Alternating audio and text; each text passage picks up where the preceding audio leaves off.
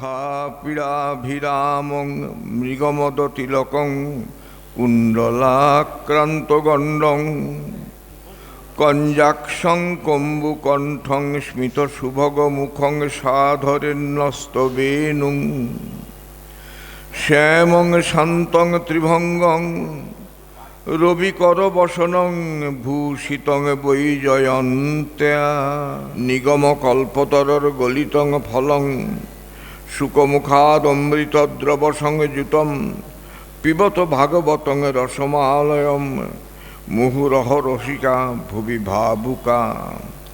সব শ্রোতা বৈষ্ণবের করি নমস্কার, সবে পদধূলি দেহ মস্তকে আমার। শ্রী গুরু বৈষ্ণব নিত্যানন্দ গোবিন্দ প্রেমানন্দে হরি হরি বল। শ্রী গুরু বৈষ্ণব গোবিন্দ প্রেমানন্দে হরি হরি বল।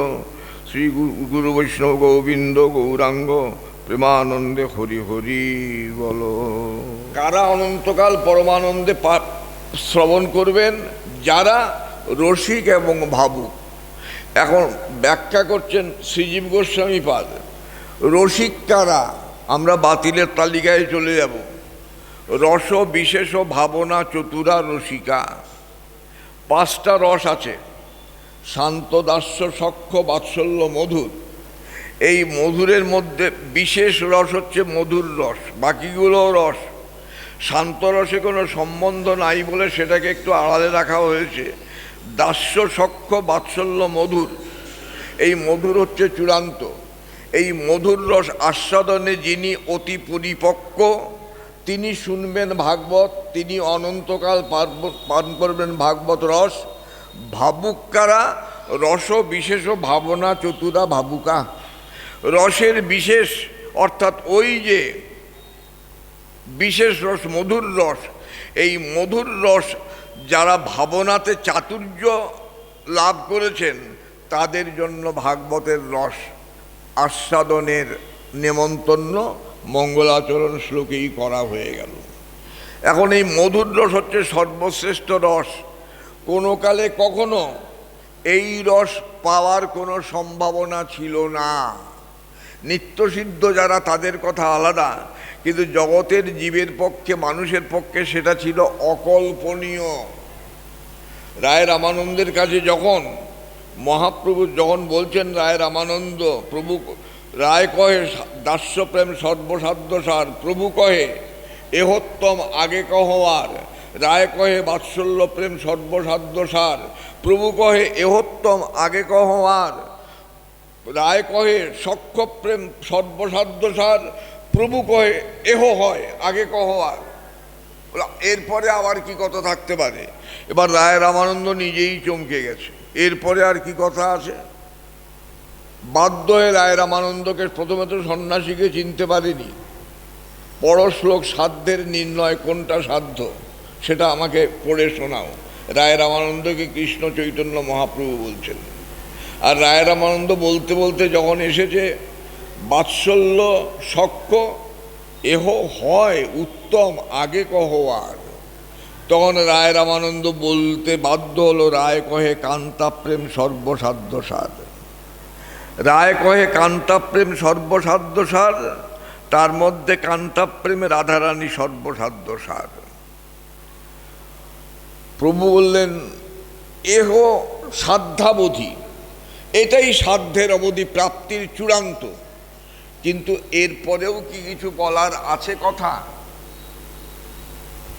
যে কথা শেষ কথা কান্তাপ্রেম, এরপরেও কিছু কৃপা করি কহ যদি আগে কিছু হয়। রায় রামানন্দ এবার সংশয়ে পড়ে গেছেন, এই সন্ন্যাসীটা কে? এত জানতে চাইছে, তাতেও তৃপ্তি নেই, আরও জানতে চায়। এরপরে তো জানানোর কথা আর নাই। তবুও বাধ্য হয়ে বলল, দেখো সন্ন্যাসী, আমি এরপরে কিছু আর জানার আছে বলে ততটা ভাবছি না, তবু তুমি যখন বললে তখন বাধ্য হয়ে আমার রচিত একটা গান আছে, সেই গানটা তোমাকে বলতে পারি, যদি শুনতে চাও শোনো। বলো। রায় রামানন্দ পূর্বরাগ থেকে মিলনের পরিণতি পর্যন্ত বর্ণিত হয়েছে যে গানটিতে রায় রামানন্দকৃত, সেটি প্রভুর সামনে উচ্চারণ করল।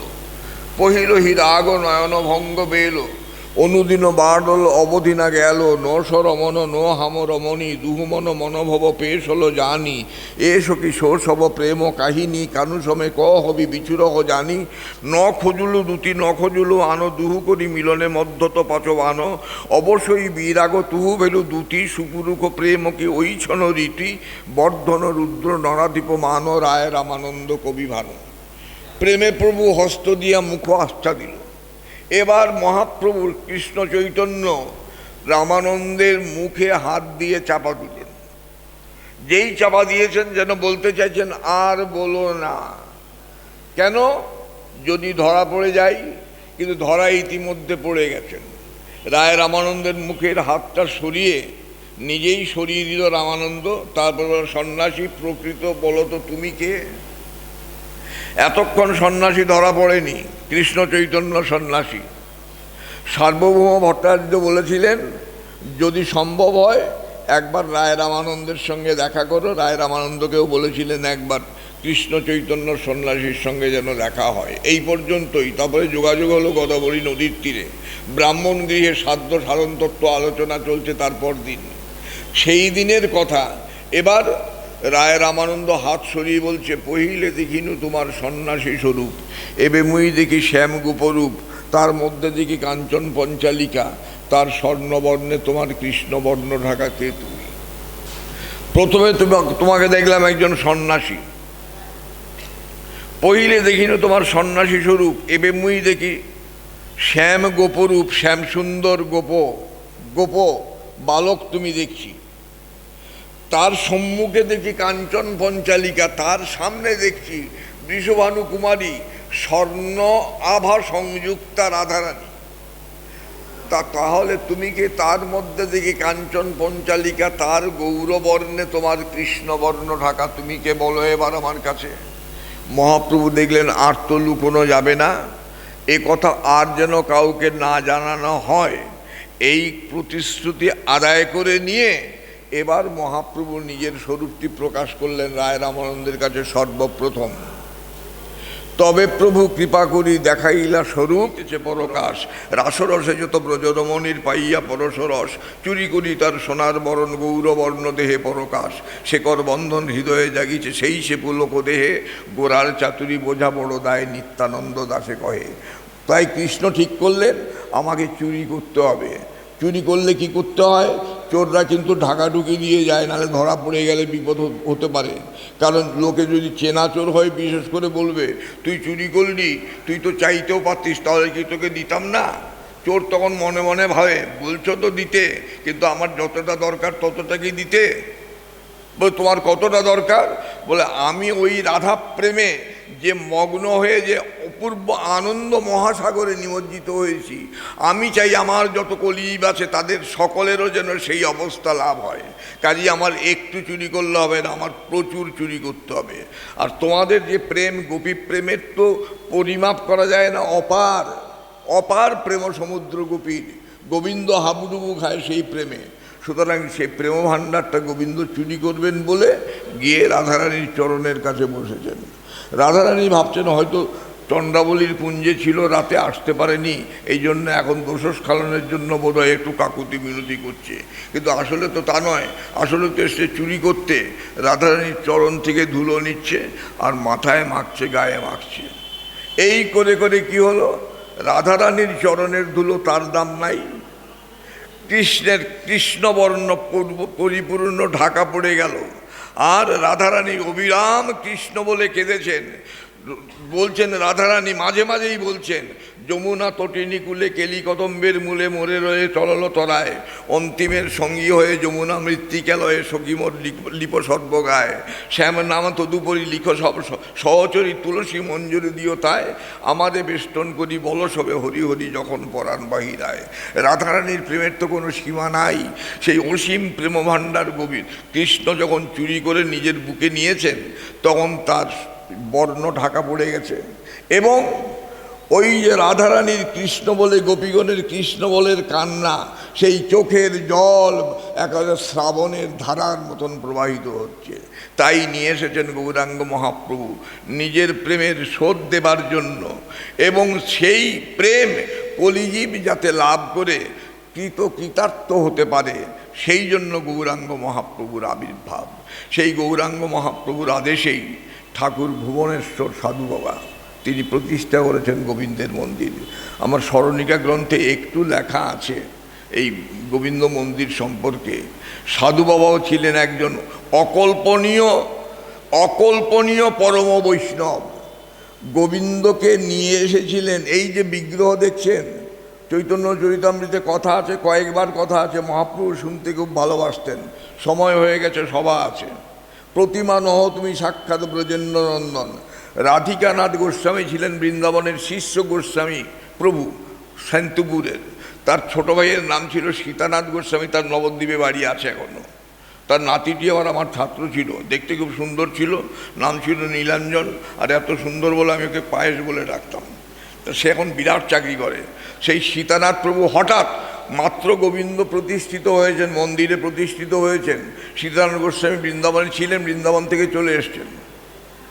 হঠাৎ সাধু বাবা দেখছেন যে প্রভু সন্তান এসেছেন, তাড়াতাড়ি উঠেছেন, অসময়ে কোনো খবর নেই, প্রণাম করবেন। প্রণাম করার সুযোগটাও গোস্বামী প্রভু দেননি সাধু বাবাকে। একবার দুহাতে বুকে জড়িয়ে ধরে বলেছেন, কি করে খবর দেব, আর বৃন্দাবনে থাকতে পারলাম না। বলে কেন? বলে তুমি গোবিন্দকে বৃন্দাবন থেকে নিয়ে নবদ্বীপে চলে এসেছো, আমি কি করে বৃন্দাবনে থাকি, আমি আর বৃন্দাবনে থাকতে পারবো না, আমি নবদ্বীপেই থাকবো। কাজে এই গোবিন্দই কিন্তু সেই গোবিন্দ, যে প্রেমে গোবিন্দকে পাওয়া যায়, সেই প্রেম দিয়ে গেছেন শ্রী গৌরাঙ্গ মহাপ্রভু। যার জন্য মন্দির শ্রীমন মহাপ্রভুর স্বপ্নাদেশে এই প্রতিষ্ঠিত মন্দির। মহাপ্রভুই কলিজীবকে দিয়েছেন প্রেমভক্তির সন্ধান। সুতরাং আমরা যেন প্রাণ ভরে সদেবাস চৈতন্যাকৃতির অতীতরাং ন কৃপয়তু, সেই চৈতন্য আকৃতি সম্পন্ন যে ভগবান গৌরাঙ্গ মহাপ্রভু, তার কাছে প্রার্থনা করি তিনি যেন আমাদের অল্প কৃপা করেন না। অল্প কৃপায় হবার নয়। আমরা কলিজীব বিষয় বাসনা নিয়ে চিরদিন মগ্ন হয়ে আছি। অনেক দিনের যদি বাসন মাজা না হয়, তখন বলা হয় ভালো করে ঘষো, ভালো করে ঘষো, আরও ঘষো, তবে পরিষ্কার হবে। তা আমাদেরও অল্প কৃপায় হবে না। মহাপ্রভু যখন এসেছেন কৃপা করে পতিত কলিজীবকে উদ্ধার করতে, প্রভুর কাছে প্রার্থনা ওই চৈতন্যের আকৃতি সম্পন্ন গৌরাঙ্গ মহাপ্রভু যেন আমাদের অত্যন্ত বেশি বেশি করে কৃপা করেন। এই খবর যখন সবাই জেনে গেল, ভাগবতেও বলতে বাধ্য হলেন। আগেই বলে রেখেছিলেন ভাগবতে, কৃতাদিষু প্রজারাজন কলা বিচ্ছন্তি সম্ভবম।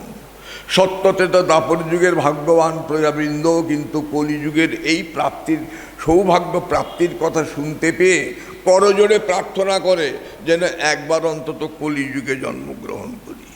গৌরাঙ্গ মহাপ্রভু এত ভালো আর বলার কথা নয়। এত সব পণ্ডিত রয়েছেন, তার সামনে আমি আর ধৃষ্টতা দেখাচ্ছি না। আমার একজন মা আছেন, তিনি তো অপেক্ষা করে আছেন, তার তো একটা দাবি থাকেই, এই গানটা শুনতে হবে। 82 বছর বয়সে, এখন আর গানের গলাও নাই, তথাপি ওই মায়ের কথা ভেবে আমাকে বাধ্য হয়ে চেষ্টা, আপনারা হারবেন না কিন্তু মনে রাখবেন 82 বছর বয়স, এই বয়সে গান গাইছি। আমি একটা গান লিখেছিলাম যখন স্কুলে চাকরি করতাম, তখন এত প্রিয় হয়েছে ভক্তদের কাছে আমি ভাবতেও পারিনি। বিভিন্ন জায়গায় এখনও, যখন অল্প বয়স ছিল তখন তো অবলীলায় গান করেছি, এখন তো আর সেটা পারি না, কিন্তু এখনও আবদার রাখতে হয়, এখনও তো সময় আছে। ঠাকুর হরিদাস কী বলেছিল, যাবার সময়ে যেন তোমার নাম স্মরণ করে, তোমার বদন মাধুর্য দর্শন করে তোমার পাদবদ্ধ বক্ষে নিয়ে যেতে পারি। আমি হৃদয়ে ধরিব তোমার যুগলচরণ, নয়নে হেলিব তোমার রোচাত বদন, জিহ্বায় উচ্চারিব তব কৃষ্ণ চৈতন্য নাম, এই মতো ইচ্ছা মোর ছাড়িব পরাণ। গৌরাঙ্গ মহাপ্রভু চাইবে না তবু দেবেন বলে এসেছেন। চাইলে দেবেন না তা কি হয় গৌরাঙ্গ মহাপ্রভুর? আমরাও গৌরাঙ্গ মহাপ্রভুর কাছে যত চাই, যদি চেয়ে রাখি আপত্তির কিছু নাই। একটু আগেই চেয়ে রাখি, আমি বলছি না আমি চাইছি বলে আপনারা যেন কালকেই চলে যান। আপনারা 50 বছর থাকলেও আমার কোনো আপত্তি নাই, কিন্তু কথা হলো যেতে তো হবে, কেউ 2 দিন আগে, কেউ 2 দিন পরে। কাজেই আরও দীর্ঘদিন থাকুন বটে, কিন্তু মহাপ্রভুর কাছে করজোড়ে একটা প্রার্থনা, শাস্ত্র নেত্রে একটা প্রার্থনা, যাবার বেলায় যেন তোমার নাম একটু জিহ্বায় উচ্চারণ করে যেতে। জয় গৌর হরি, জয় শ্রী গোবিন্দ। এখন আপনারা কেউ উঠবেন না, আমাদের বৈষ্ণব সম্মেলন হবে, সেই সম্মেলনের সম্মানীয় অতিথিবর্গ এসে গেছেন, এক্ষুনি সেই সভা শুরু হচ্ছে। বক্তা এবং আমাদের পরম সৌভাগ্য যারা এখন আজও আসতে পারল, এই ভূধর গোস্বামীর নাম আমি সর্বাগ্রে ঘোষণা করছি। সামান্য দুটো কথা অন্তত ভূধর গোস্বামী আমাদের সামনে বলে যাক। প্রভুর দক্ষিণে শ্রী নিত্যানন্দ বামে গদাধর, চৌদিকে নিত্য ঘরে কুবের কুমার, চারিদিক পারিষদ মণ্ডলী করিয়া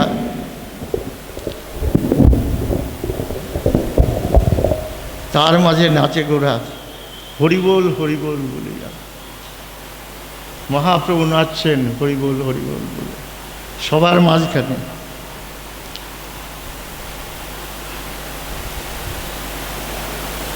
এই হচ্ছে বিশ্বাস। কথা তো কথাই থাকবে, কিন্তু বিশ্বাসটা যদি আপনার থাকে তাহলে মৃত্যুকালেও পর্যন্ত আপনি তার আস্বাদন পেয়ে যাবেন।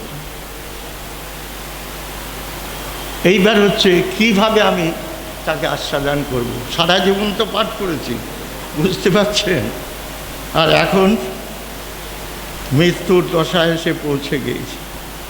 হ্যাঁ, এই সব বস্তুগুলো পাওয়ার জন্যে কতগুলো সিঁড়ি আছে, এই সিঁড়িগুলো পাড়াতে পারলেই আপনি কিন্তু সাধু বাবার কথা রাখা হবে। সিঁড়িগুলো কি? আদৌ শ্রদ্ধা, তত সাধু সঙ্গ, হত ভজন ক্রিয়া, তত অনর্থ নিবৃত্তিসার, তত নিষ্ঠার অচিস্তত, কথাশক্তি তত ভাব, তত প্রেমাভুদঞ্জলি। যে প্রেম প্রেম করে আমরা পাগল হই, সেই প্রেম কিন্তু এই সিঁড়িগুলো পার হতে হবে। এটা ভক্ত সঙ্গ, গুরু কৃপা, সাধু সঙ্গ ছাড়া এই সিঁড়ি পার হওয়া যাবে না। আপনি যেই হন না কেন, সাধারণ মানুষই হন আর ভজনশীলই হন, ভাগবত পাঠকই হন, যে যেখানে আছেন, তারা যদি এই কথাগুলো মেনে চলেন, তাহলে আমার মনে হবে যে প্রভুর কৃপাটা আপনার প্রতি হয়ে গেছে। এই দুটো দিক বলবার জন্যই আজকে আমার আশা। বাড়ির থেকে কিছুতেই ছাড়বে না। ও শুধু বললো প্রভু একবার আসুন, ব্যাস ওর কথাকে লক্ষ্য করে ডাক্তার প্রেশার, হেভি প্রেশার, সেই প্রেশারে যার যন্ত্রণা হচ্ছে কর্তব্য নয়, যা করবেন তিনি তাই করবেন। তিনি যদি মনে করেন রাখবেন রাখবেন, তিনি যদি মনে করেন রাখবেন না, তাহলে আর কারোর ক্ষমতা নেই তাকে রেখে দেয়া। অতএব সাধু বাবার এই যে তিথিতে, হ্যাঁ, দেবশর্মা, হরিদাস দেবশর্মা এবং সাধু ঠাকুরের এই স্মৃতি আসরে আমার একটাই বক্তব্য, যেন সাধু বাবার কৃপাটি সারা জীবনের প্রথম থেকেই এখানে আমি পাঠ করছি, সেই রাখালদার আমল থেকে, তার আগের থেকে। অতএব নবদ্বীপবাসী প্রত্যেকে আমায় কৃপা করুন। যারা এখানে বসে আছেন আমার বয়োজ্যেষ্ঠ, তারা আমায় কৃপা করুন, আমি যেন গৌর বলতে বলতে যেতে পারি। আর কিছু চাই না ভাই, এক গৌর সব দিতে পারে। কেন, যে গৌরকে নিয়ে এলেন এই সাধু বাবায়, আশীর্বাদে, ভগবানের মহাপ্রভুর আশীর্বাদে এই রাধা গোবিন্দের মন্দির তিনিই আনলেন। কিন্তু এগুলো চিন্তা করতে গেলে তখন মনে হয় যে কারোর সঙ্গে কারোর কোনো বিভেদ নেই। কিসের বিভেদ? কিন্তু মানুষ বিভেদ করে করে করে করে আজকে যে কোথায় দাঁড়িয়ে গেল ভগবান জানে। অতএব যারা আছে বেঁচে এই 85 বছর বয়সেও আমি তাদের জন্যে শুভেচ্ছা জানাই, তাদের ভালোবাসা জানাই। যারা শ্রদ্ধনীয় আছেন তাদের প্রণাম জানাই। এই বলে সবাইকে প্রণাম জানিয়ে আমার মনের কথা কটা আমি জানিয়ে দিলাম। প্রেমানন্দে নিতাই গৌর হরি বল।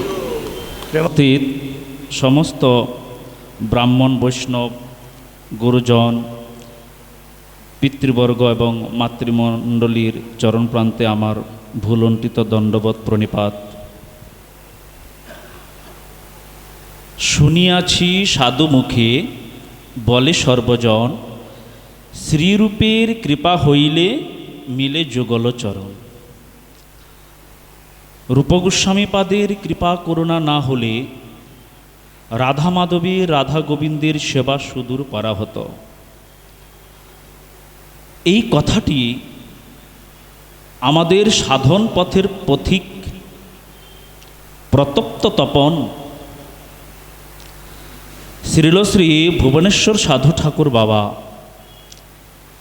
তিনি মর্মে মর্মে উপলব্ধি করেছেন যে রূপগোস্বামীপাদের কৃপা করুণা না হলে তো আর রাধা গোবিন্দের সেবা পাব না।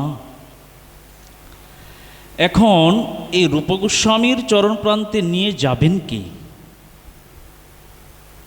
তখন তিনি দেখলেন ভুবনেশ্বর সাধু ঠাকুর বাবা তিনি চিন্তা করলেন কে নিয়ে যাবে আমাকে।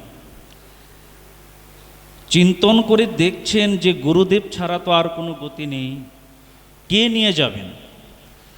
তাই ভুবনেশ্বর সাধু ঠাকুর বাবা তিনি ওনার শ্রী গুরুদেবের চরণ প্রান্তে প্রার্থনা জ্ঞাপন করছেন, কৃষ্ণদাস বৈরাগ্য ঠাকুর কবে মোরে সঙ্গে লইয়া যাবে, শ্রীরূপের পাদ পদ্মে মোরে সমর্পিবে।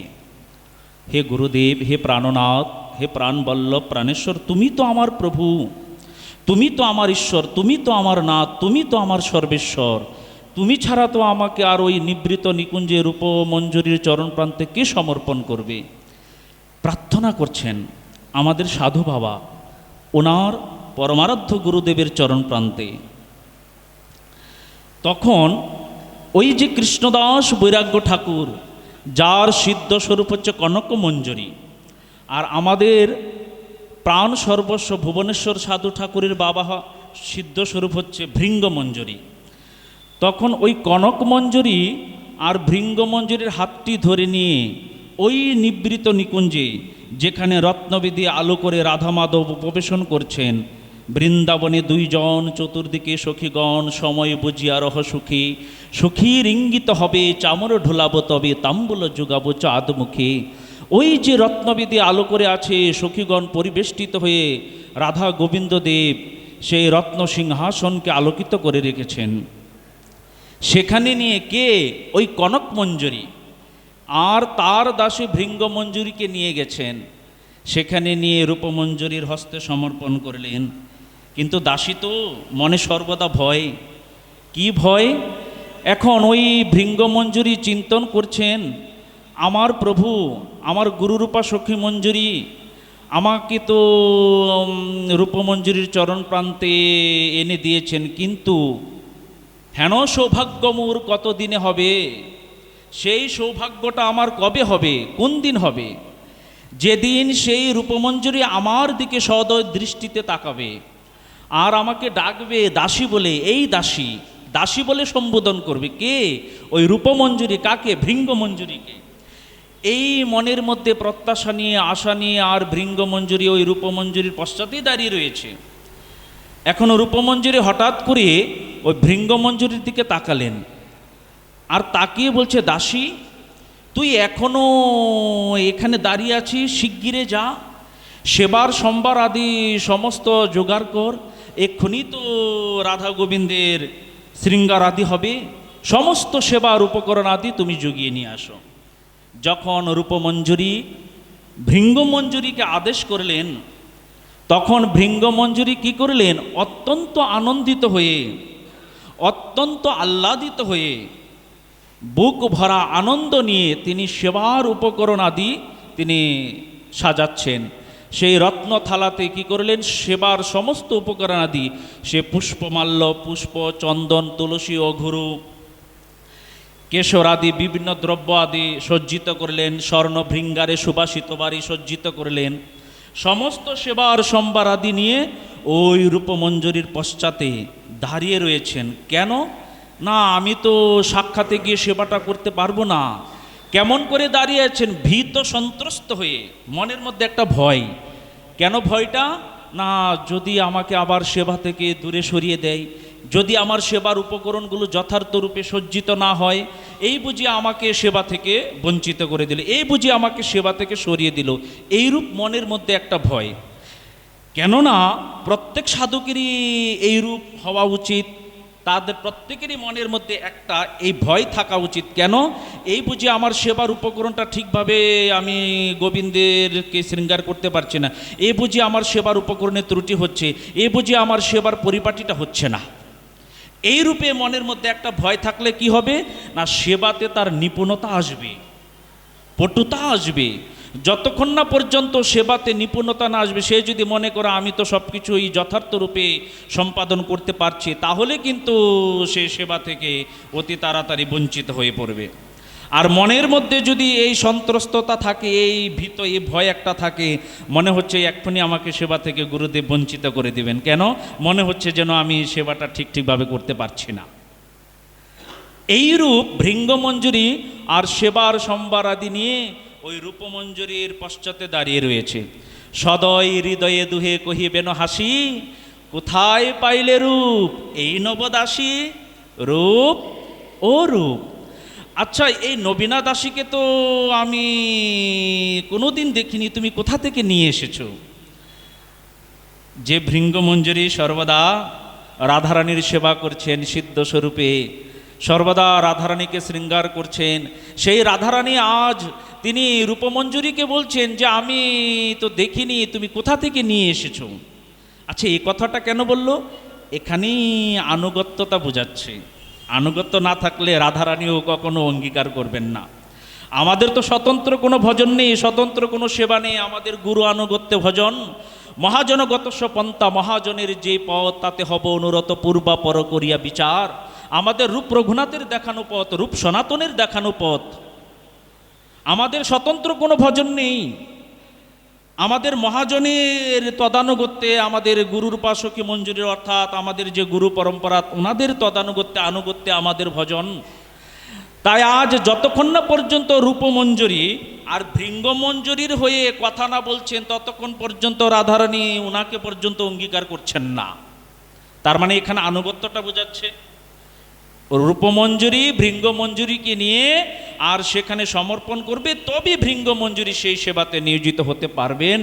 কেন? ভৃঙ্গমঞ্জুরির হয়ে যদি রূপমঞ্জুরি কথা বলে তবেই সেবা, অন্যথায় হবে না। এখন ওই ভৃঙ্গমঞ্জুরি এই রূপে দাঁড়িয়েছেন, আর রাধারানী যখন এই রূপে কথা বলছেন সেই রূপমঞ্জুরিকে, তখন রূপমঞ্জুরি বলছে, স্বামিনী প্রাণেশ্বরী, তোমার দাসী কনক মঞ্জুরি তার দাসী ভৃঙ্গকে এনে দিয়েছেন তোমার সেবার লাগি, তোমার সেবার জন্য এনে দিয়েছে, ভয় নেই। অতি স্নিগ্ধ চিত্ত আমি ইহারে জানিল, সেবা কার্য দিয়া তবে হেতাই রাখিল। অতি স্নিগ্ধ চিত্তের অধিকারী এই ভৃঙ্গমঞ্জুরি। স্নিগ্ধ চিত্তের অধিকারী কে? বলছে যার হৃদয়ে গোবিন্দের সেবা বাসনা ব্যতীত অন্য কোনো বাসনার তিল পরিমাণ জায়গা পায় না, তারাই হচ্ছেন অতীব স্নিগ্ধ চিত্তের অধিকারী। সেই স্নিগ্ধ চিত্তের অধিকারী হলে তবে তো নিবৃত নিকুঞ্জে রাধা মাধবের সেবা, তবে তো নিতাই চাঁদের মহাপ্রভু সীতানাথের সেবা। তাই রূপমঞ্জুরি যখন ওই ভৃঙ্গমঞ্জুরির হয়ে রাধারানীর কাছে সাফাই গাইলেন যে চিন্তা নেই, চিন্তা নেই, ভয় নেই, ভয় নেই, একেবারে নিপুণা, সব সেবাতে নিপুণা, যেমন রান্না, যেমন নৃত্য, যেমন গীত, সমস্ত কিছুতে একেবারে নিপুণা পরিপাটি। এই রূপে যখন রূপমঞ্জুরি আর ভৃঙ্গমঞ্জুরির হয়ে কথা বললেন, তখন গিয়ে ভৃঙ্গমঞ্জুরি সাক্ষাতে রাধা গোবিন্দের সেবাতে নিয়োজিত হলেন। তাই আমাদের সাধু বাবা সাক্ষাতে এইরূপ সেবা পেয়ে তিনি আমাদেরকে কি শেখালেন, কি দেখালেন? তিনি আমাদেরকে দেখালেন একটাই পথ, যে আনুগত্য ছাড়া ভজন নেই। কেন? উনিও তো রাধারানীর দাসী, উনিও তো রাধারানীর কিঙ্করী, কিন্তু কোথায়? যতক্ষণ না পর্যন্ত রূপমঞ্জুরি ভৃঙ্গমঞ্জুরিকে সেখানে সমর্পণ না করছে, ততক্ষণ পর্যন্ত রাধারানী পর্যন্ত ওনাকে অঙ্গীকার করছেন না। তাই আমাদের আনুগত্যময় ভজন। তাই আমরা রাধা গোবিন্দের কাছে প্রার্থনা রাখবো, রাধারানীর কাছে, নিতাই গৌর সীতানাথের কাছে প্রার্থনা রাখবো, আমরা যাতে গুরু আনুগত্যে, রূপ রঘুনাথের আনুগত্যে, রূপ সনাতনের আনুগত্যে, আচার্যগণের আনুগত্যে, আমাদের গোস্বামীগণের আনুগত্যে যাতে আমরা ভজন করে আমাদের জীবনটা সার্থক করতে পারি। এই বলে আজকের আমার বক্তব্য এখানে বিশ্রাম দিচ্ছি। জয় জয় শ্রী রাধেশ্যাম নিতাই গৌর সীতানাথ প্রেম। সভার প্রথমেই আমার প্রণাম জানাই বিষ্ণুপ্রিয়া বল্লভ শচীনন্দন শ্রী চৈতন্য মহাপ্রভুর চরণারবিন্দে, আমার রাধা গোবিন্দের চরণারবিন্দে আজকের এই মহতী সভার উপস্থিত রয়েছেন আমার শ্রদ্ধাস্পদ প্রভুপাদ বনমালী গোস্বামী মহোদয়, উপস্থিত রয়েছেন প্রভুপাদ রতন গোস্বামী, উপস্থিত রয়েছেন এই শ্রী গোবিন্দ মন্দিরের যে সকল পরিচালক বৃন্দ এবং উপস্থিত অন্যান্য প্রভু সন্তান বৈষ্ণবগণ এবং আমার সামনে উপস্থিত ভক্তবৃন্দের সকলের চরণে আমার প্রণাম প্রণতি জানিয়ে, আপনারা এতক্ষণ শ্রবণ করেছেন, বিশেষ করে আমার শ্রদ্ধেয় কাকু তিনি বর্ণনা করছিলেন সাধু বাবার সম্বন্ধে বলবার ধৃষ্টতা তো আমাদের নেই, কারণ একটা জিনিস সেটি হচ্ছে যে মহাজনগণের বা সিদ্ধ বৈষ্ণবগণের তাদের আচরণ, তাদের দিক নিদর্শন এইগুলোকে যদি অনুসরণ করা যায় তাহলে পরে তাদের প্রতি সঠিক সম্মান বা শ্রদ্ধা জ্ঞাপন করা সম্ভব হয়। যাই হোক, অত্যন্ত গুরুত্বপূর্ণ বিষয় যেটা যে আমরা জানি ধামেশ্বর মহাপ্রভুর মন্দির মা বিষ্ণুপ্রিয়া দেবী যে বিগ্রহ এবং চরণ পাদুকাকে সামনে রেখে গৌরকে সেবা করেছেন, এটা তো অস্বীকার নয়। আর সেই মন্দির, সেই শ্রীমন মহাপ্রভুর আদেশে এই গোবিন্দ মন্দিরের প্রতিষ্ঠা। মনে মনে অনুভব করতে হয় যে কেন সাধু বাবা এই রাধা গোবিন্দের মন্দিরকে প্রতিষ্ঠা করলেন। তার কারণ মহাজনগণ বার্তা দিয়ে যান তাদের কর্মকাণ্ডের মাধ্যমে, তাদের প্রবচনের মাধ্যমে, তাদের দিক নিদর্শনের মাধ্যমে। তিনি বার্তা দিলেন জগতের কাছে এবং সর্বোপরি নবদ্বীপবাসীর কাছে যে হে নবদ্বীপবাসী, এই নবদ্বীপ ধাম আর বৃন্দাবন ধাম তার মধ্যে কোনো প্রভেদ নেই। এই নবদ্বীপ ধামই গুপ্ত বৃন্দাবন রূপে প্রকটিত রয়েছে।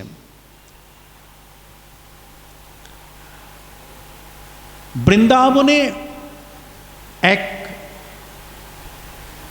বৈষ্ণব ভক্ত যাচ্ছেন, তার গুরুদেবের কাছে আদেশ নিচ্ছেন যে বাবা, আমি এবার থেকে বৃন্দাবনে একদম স্থায়ীভাবে বসবাস করতে চাই।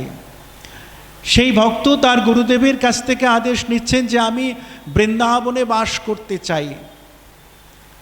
তো গুরুদেব তাকে বলছেন যে তুমি বৃন্দাবনে যেতে চাইছ, কিছু তো পাওয়ার জন্য যাচ্ছ, কিছু একটা পাওয়ার জন্য তুমি বৃন্দাবনে যাচ্ছ।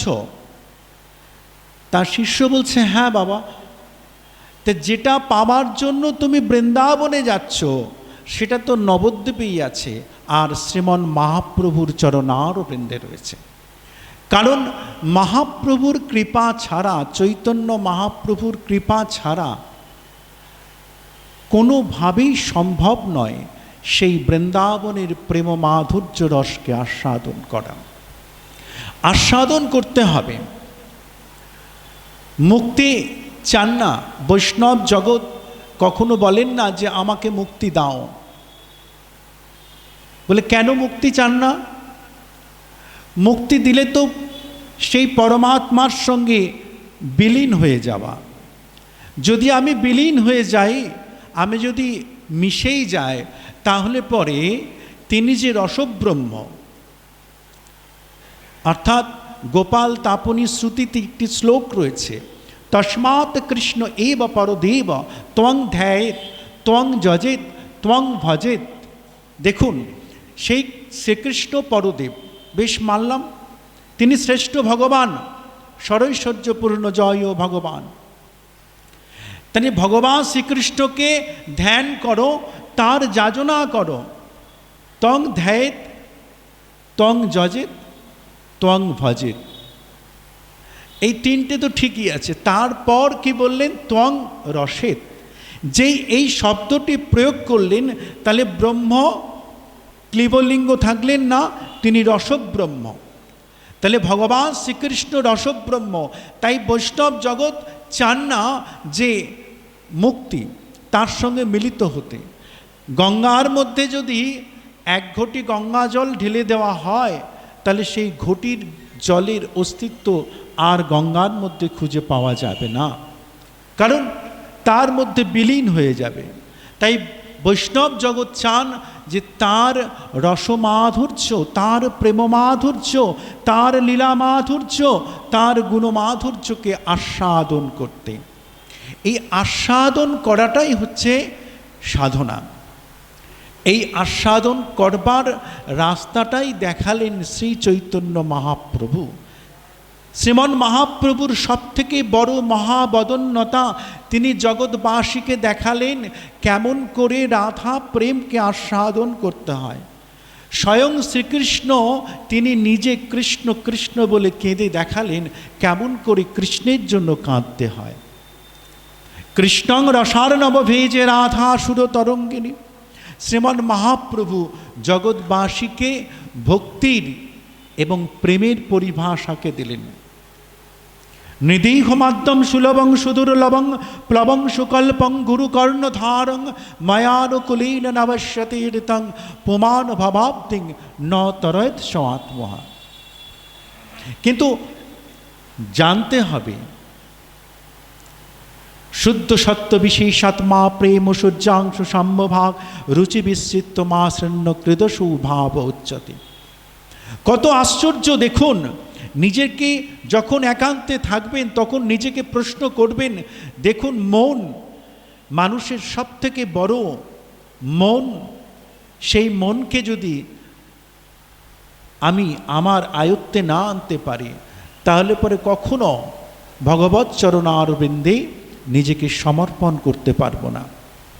মন চাইছে, আপনারা মনে মনে চিন্তা করে দেখুন, আমি যে কথাটি বলছি, মন চাইছে ভগবৎ চরণে আসবার জন্য। মন বলছে না, আর ভালো লাগছে না এই সংসারে, এই মনটা প্রভু তোমার চরণে যেন সমর্পণ হয়। মন চাইছে না সংসারে আর যুক্ত হতে, প্রভু আর এই মনটা যেন সংসারের সঙ্গে যুক্ত না হয়।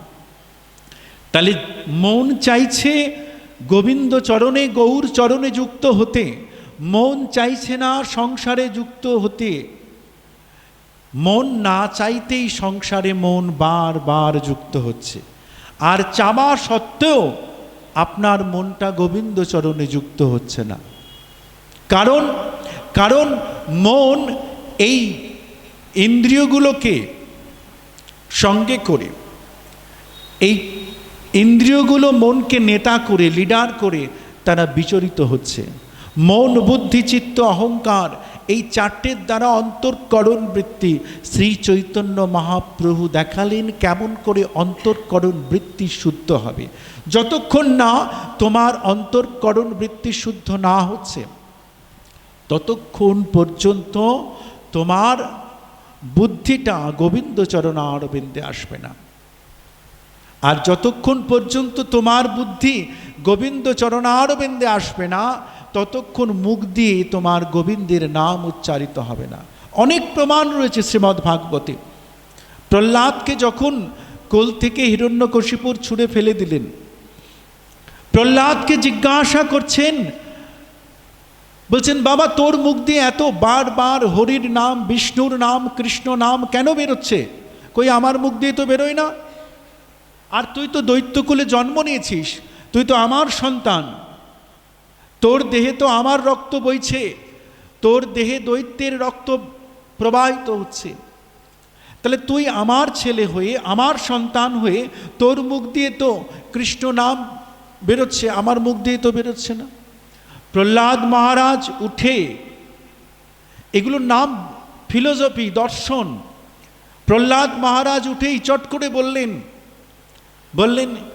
নৈশামতিস্তাবদুরুক্রমাঙ্গিং স্পৃশীতনর্থোপগমৌ যদর্থ মহি অসাং পাদরজোভিষেকং নিষ্কিঞ্চনানাং ন গৃহীতে যাবৎ।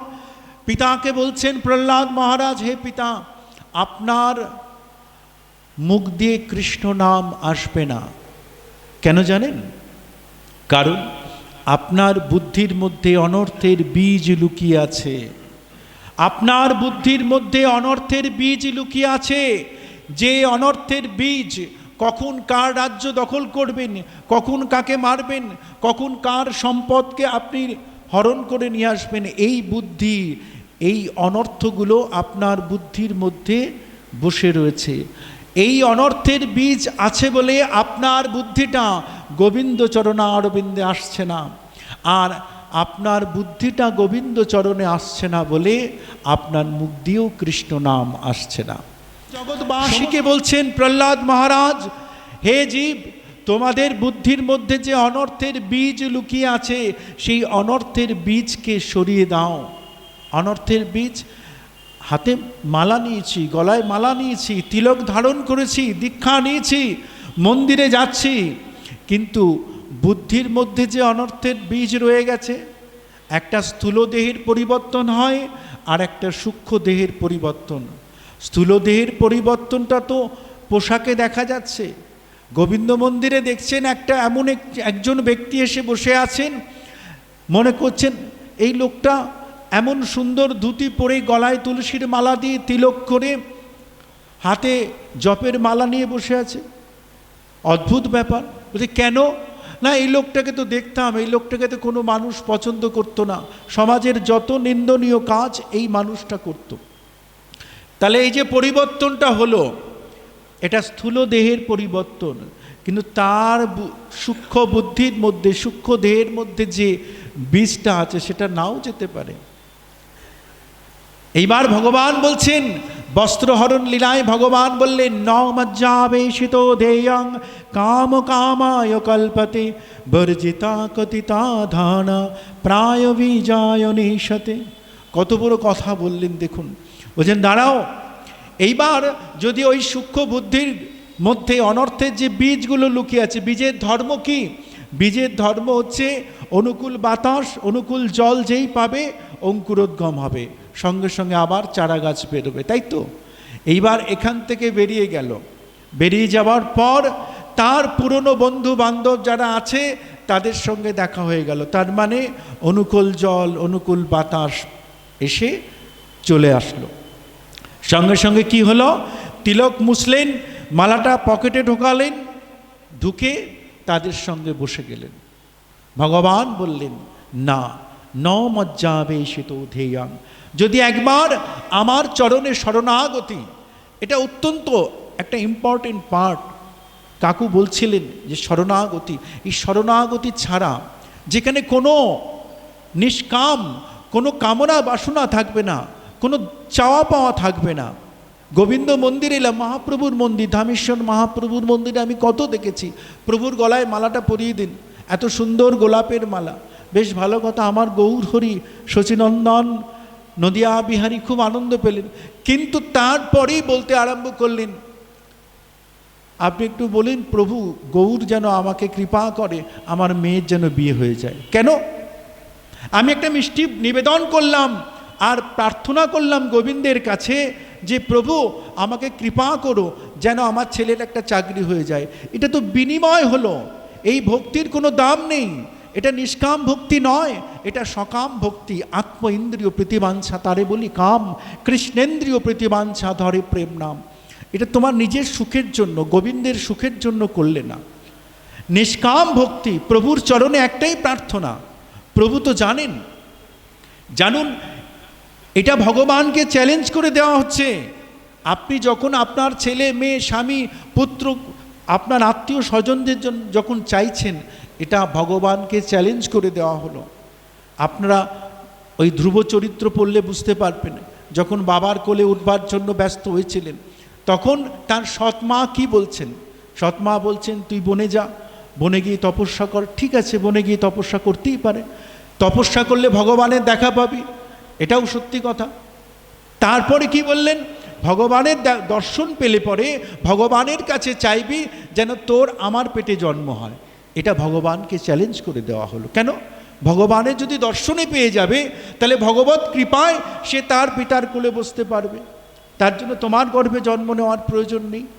এই যে আপনি চাইছেন, এটার নাম ভগবানকে চ্যালেঞ্জ করে দেওয়া। কেন চাইবেন? প্রভু তো অন্তর্যামী, প্রভু সব জানেন। প্রভুর চরণে একটাই প্রার্থনা, একটাই প্রভুর চরণে প্রার্থনা, প্রভু আমাকে কৃপা করো, সুখ দুঃখ ভালো মন্দ কিচ্ছু বুঝি না, শুধু তোমার চরণে একটাই এগুলো আসবে। একটাই তোমার চরণে প্রার্থনা, যেন কোনো দিন কখনো কোনো অবস্থায় তোমার চরণ থেকে দূরে সরে না যায়, কোনো দিন যেন তোমার চরণ ভুলে না যায়। এই কৃপাটুকু তুমি আমাকে করো, আর কিছু প্রয়োজন নেই। এর নাম নিষ্কাম ভক্তি। শ্রী চৈতন্য মহাপ্রভু এটাই তার মহাবদন্যতা। তিনি প্রেমকে প্রদান করলেন, প্রেমের পরিভাষা শেখালেন, জগৎকে দেখালেন। কারণ ভক্তি আসবে, ভক্তির পর প্রেম আসবে, কিন্তু ভক্তিটা কেমন করে আসবে? সেই ভক্তিটা একমাত্র আসতে পারে সাধু সঙ্গ, কৃষ্ণ নাম শ্রবণ, আর অন্য কোনো মাধ্যম নেই। সংসার সিন্ধু তরণী যদি হৃদয় স্মাত সংকীর্তনামৃত রসে প্রেমাম্বুদ বিহরণে যদি চিত্তবৃত্তি চৈতন্য চন্দ্রচরণে শরণং প্রয়াত। একটা ইট, তার উপর আরেকটা ইট, তার উপর আরেকটা ইট, তার ওপর আরেকটা ইট। আপনি যদি একটা ইটের পর আরেকটা ইট, এইভাবে ইটের পর ইট সাজিয়ে যান, তাহলে কি হবে? ইটের পাঁজা তৈরি হবে, কোনো ইমারত তৈরি হবে? যতক্ষণ পর্যন্ত মাঝখানে সিমেন্ট না থাকবে, ততক্ষণ কোনো ইমারত তৈরি হতে পারে না। সেই সিমেন্টটা হচ্ছে প্রেম। মহাপ্রভু নন্দনাচার্যের গৃহে নিত্যানন্দ প্রভুর সঙ্গে যখন প্রথম মিলিত হলেন, ভাবুন, মিলিত হবার পর নিত্যানন্দ প্রভুকে সকলের সঙ্গে পরিচয় করিয়ে দিলেন। কি বললেন? বললেন যে শ্রীপাদ নিত্যানন্দ প্রভু, বললেন অবধূত সন্ন্যাসী? না, তা তো বললেন না। বললেন ইনি হচ্ছেন আমার বড় দাদা।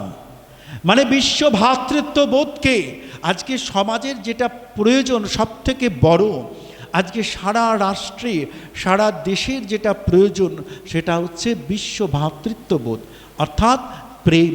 মহাপ্রভু প্রেমের পরিভাষা শেখালেন। বলেন প্রেমের পরিভাষা মহাপ্রভু শিখিয়েছেন, প্রেম তো আমাদের রয়েছে। বলে কোথায়? বলে কেন নেই? প্রেম তো যথেষ্ট রয়েছে। স্বামী স্ত্রীর মধ্যে প্রেম, ভাই ভাইয়ের মধ্যে প্রেম, পিতা পুত্রের মধ্যে প্রেম। এই প্রেম দিয়ে আমরা প্রভুর চরণারবিন্দে পৌঁছতে পারবো না। পরিপূর্ণ কৃষ্ণ প্রাপ্তি এই প্রেম হইতে, এই প্রেমের বশ কৃষ্ণ কহে ভাগবতে। তার মানে একটা নির্দিষ্ট প্রেম আছে। রূপ গোস্বামী চরণ বলেন না, ওই প্রেম নয়। বলছেন যে প্রেম তোমাদের মধ্যে আছে, ওই প্রেম তো ধ্বংস হয়ে যাবে যে কোনো কারণে। যদি বিন্দু মাত্র ধ্বংসের কারণ এসে উপস্থিত হয়, তাহলে স্বামী স্ত্রীর মধ্যে ডিভোর্স হয়ে যাবে, পিতা পুত্রের মধ্যে সম্পর্ক ছিন্ন হয়ে যাবে, ভাই ভাইয়ের মাঝখানে বিশাল পাঁচিল উঠে যাবে, কেউ কারোর মুখ দেখবে না। তাহলে প্রেম কোথায় গেল? এত প্রেম। বলে প্রেমটা ধ্বংসের কারণ এলো, সঙ্গে সঙ্গে ধ্বংস হয়ে গেল। রূপ গোস্বামীপাদ বললেন না, ওই প্রেম নয়। ভগবত প্রাপ্তির যে প্রেম, তার ডেফিনেশন কি, তার সংজ্ঞা কি? সর্বথা ধ্বংসরহিতং সত্যেপি ধ্বংস কারণে যদ্ভাব জনর্বুধি প্রেমানিগদ্যতে। যে প্রেম ধ্বংসের কারণ আসবে অথচ ধ্বংস হবে না, যে প্রেম নষ্টের কারণ আসবে অথচ নষ্ট হবে না, সেই প্রেমই প্রকৃত প্রেম। জিজ্ঞাসা করলেন এমন উদাহরণ আছে প্রেম? বলে অসংখ্য উদাহরণ আছে, অসংখ্য। আমি এই কথাটা বলি, বিশ্রাম দেবো, কারণ আরও বক্তারা রয়েছেন। বলে অসংখ্য উদাহরণ আছে। বৃন্দাবনে রটেছে, সমস্ত ব্রজগোপিকাগণ শ্রীমতী রাধারানীর চরণ প্রান্তে এসে বলছেন, হে রাধে, জানিস বৃন্দাবনের সমস্ত গুরুজনরা, সমস্ত ব্রজবাসী তোর নামে কলঙ্ক দিয়েছে। রাধারানী বলছেন, করুণাময়ী বলছেন যে আমার নামে কলঙ্ক দিয়েছেন। কি কলঙ্ক দিয়েছে? বলছে সবাই রটিয়ে বেড়াচ্ছে বৃন্দাবনে ব্রজমণ্ডলে কৃষ্ণ কলঙ্কিনী রাধা। রাধারানী এই কথাটা শুনলেন। দেখুন তাহলে রাধা কৃষ্ণের এই যে প্রেম, সেই প্রেমটা নষ্ট হবার কারণে সে উপস্থিত হলো। কোনো মেয়ের নামে কোনো পুরুষকে নিয়ে যদি কলঙ্ক রটে সমাজে, তাহলে কি হবে? তাদের সঙ্গে দূরত্ব বাড়বে, বাড়ি থেকে মেয়েটাকে বেরোতে দেবে না। তাহলে যেই রাধারানীর কাছে এই কথাটা এলো যে তোর নামে কলঙ্ক, কৃষ্ণ কলঙ্কিনী রাধা, তাহলে প্রেমটা ধ্বংসের কারণ আসলো। রাধারানী কি বলছেন তার উত্তরে? রাধারানী বলছেন, আমার নামে এই কথা সারা ব্রজমণ্ডলে রটিয়েছে। সখী, তোরা যারা যারা আমার নামে এই কলঙ্ক রটিয়েছে, তোরা তাদের কাছে গিয়ে আমার হয়ে কোটি কোটি প্রণাম তাদের চরণে নিবেদন কর। গোপীরা অবাক হয়েছেন, আরে যারা তোর নামে কলঙ্ক দিল, তুই তাদেরকে কোটি কোটি প্রণাম জানাচ্ছিস। রাধারানী কি বলছেন? রাধারানী বলছেন, আমি তাদেরকে কোটি কোটি প্রণাম জানাচ্ছি এই কারণে, কারণ তারা আমার নামে কলঙ্ক দেওয়ার ছলে আমার নামের সঙ্গে কৃষ্ণ নামটা যুক্ত করে দিচ্ছে। কৃষ্ণ কলঙ্কিনী রাধা, এই যে কৃষ্ণ নামটা, আমার গোবিন্দের নামটা আমার নামের সঙ্গে যুক্ত করে দিচ্ছে, তাই আমি তাদের চরণে কোটি কোটি প্রণাম জানাই। এর নাম প্রেম। তাই সর্বশেষ বলি, এই প্রেম, কারণ যে যতই করুন, যা কিছু করুন, তীর্থভ্রমণ করুন, সাধু সেবা করুন, সাধু সঙ্গ করুন, যতক্ষণ না নাম প্রবেশ হবে, নামকে আশ্রয় না করা যাবে, ততক্ষণ চৈতদর্পণ মার্জনম ভবদাবাগ্নি নির্বাপনম। তাই মহাপ্রভু সেই প্রেমের ভাষাকে, সেই ভক্তির ভাষাকে শিখিয়েছেন তার মহাবদন্যতা। আর সেই মহাপ্রভুর আদেশে পরিপুষ্ট হয়ে আমাদের শ্রদ্ধেয় সাধু বাবা যে গোবিন্দ মন্দিরকে প্রতিষ্ঠা করেছেন নবদ্বীপের বুকে, সেই গোবিন্দ মন্দিরের উৎকর্ষতা আগামী দিনে আরও শ্রীবৃদ্ধি হোক, সেটা প্রার্থনা করে মহাপ্রভুর চরণে সকলের ভালো শুভকামনা করে এখানে বিশ্রাম দিলাম। জয় জয় শ্রী রাধে। চরণেতে, নাম স্মরণেতে আমাদের হৃদয়েতে অপার আনন্দের সঞ্চার করে থাকে। জীব যে আনন্দকে পাওয়ার জন্য আজ জগতের সর্বশ্রেষ্ঠ আনন্দ, যে এই জাগতিক জগতের আনন্দ সুখকর ইন্দ্রিয় চরিতার্থের জন্য যে আনন্দকে আমরা আকাঙ্ক্ষা করে থাকি, এইটাই সব নয়। এর থেকেও একটা ঊর্ধ্বে আনন্দ আছে। চরণেতে ভক্তিটি করলে পরে, আত্মনিবেদন করলে পরে, জীবের যে তার সেবাতে নিযুক্ত হতে পারলে যে হৃদয়েতে যে অপার আনন্দ লাভ করা যায়, সেই আনন্দটি একমাত্র দিতে আমার সক্ষমকে না আমার গৌর সুন্দর এবং নিতাই চাঁদ। যদি আমি শুধু গৌরের চরণে আশ্রয় নিই তাহলে হবে না। সেই গৌর কৃপাটি পেতে গেলে পরে আমাকে যেতে হবে নিতাইয়ের চরণে। নিতাইয়ের আনুগত্যটি না লাভ করতে পারলে, নিতাইয়ের কৃপাটি যদি আমি লাভ না করতে পারি, তাহলে পরে গৌর কৃপা সম্ভব নয়। আর গৌর কৃপা না পেলে পরে রাধা গোবিন্দেরও কৃপা পাওয়া সম্ভব নয়। তা সেই যে এই জন্যই ঠাকুরমশাই বললেন কি, তিনি তার প্রার্থনা পদেতে তিনি জ্ঞাপন করছেন, জানাচ্ছেন, নিতাইয়ের চরণ সত্য তাহারও সেবক নিত্য, নিতাই পদ সদা করো আস। কেন না, দেখো নিতায়ের চরণ সত্য। এখানে সত্য বলতে কি বুঝিয়েছে? না, সত্য বলতে বোঝাচ্ছেন যার চরণে, যার কৃপাটি লাভ করলে পরে হারাবার কিছু নাই, অবশ্যই তুমি পাবে নিশ্চিতার্থে। এবং তার সেবকও নিত্য। হ্যাঁ, এই নিত্য সেবা কার্যে, নিত্য সেবাতে যদি তুমি নিযুক্ত হতে চাও, তাহলে পরে ওই নিতায়ের চরণাশ্রিত হও, নিতায়ের কৃপাটি লাভ করতে হবে আমাদের। কারণ রাধা গোবিন্দের সেবা করতে গেলে পরে যাহাই তুমি গ্রহণ করো না কেন, সেই সেবা করতে গেলে যে বস্তু সামগ্রী যাহা কিছু লাগবে, ওই সমস্ত কিছুই আমার নিতাই চাঁদ। তা নিতাই ব্যতীত কিছুই পাবার নয়। তা সেই জন্য আমরা যখন সেই ভগবত কৃপা, সেই রাধা গোবিন্দের কৃপাটি যখন পাবার জন্য আকাঙ্ক্ষিত হই, সেই জন্য আমরা কি করি না, সেই জন্য আমরা বলি জয় গৌর, জয় নিতাই। কারণ কি, সেইটা বলতে গেলেও আমাদের কি করতে হয়? দুইটি হাত তুলে আমাদের জানাতে হয়, হে গৌর সুন্দর তোমার জয় হোক, হে নিতাই চাঁদ তোমার জয় হোক। কেন আমরা ওপরের দিকে হাত তুলি কেন? কারণ হচ্ছে ওপরের দিকে যদি তুমি হাত তোলো, তখন তোমার নিচের দিকে আর নয়ন দুটি আর যাবে না। নিচের সেই যে নিচের দিকে আর তোমার লক্ষ্য হবে না। অর্থাৎ কি, এই মাইক জগতের যে কামনা বাসনা, এই মাইক জগতের যে কামনা বাসনার প্রতি তোমার আর সেই দিকে লক্ষ্য থাকবে না। তখন তোমার সেই নেত্র দুইটি সদা সর্বদা ওই তোমার রাধা গোবিন্দের চরণেই তোমার সেই স্থিতি হবে। তাই সেই জন্য বলছেন কি না, সেই গৌর গোবিন্দের কৃপাটি আমাদের লাভ করতে হবে, তা না হলে পরে আমাদের সম্ভব নয়। তা সেইটি লাভ করতে গেলে পরে আমাদের কি করতে হবে না, তার জন্য দরকার হচ্ছে সাধু সঙ্গ। তার জন্যে দরকার হচ্ছে সাধু সঙ্গ।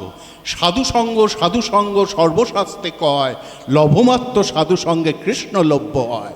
তাই তো সেই ভুবনেশ্বর সাধু বাবা আমাদের জন্য কি করেছিলেন না, এই রাধা গোবিন্দের মতো সেই মন্দির প্রতিষ্ঠা করে, তার বিগ্রহ রচনা করে, আজ তিনি যাতে সবাই সেই সাধু বাবার কৃপাতে, আজ সেই সাধু যদি ভক্তমণ্ডলী দর্শনার্থী এই গোবিন্দ মন্দিরে আসে, নিত্য যদি একখানা গ্রন্থ তিনি রচনা করেছেন, সেইটি তিনি চুরি করবেন না।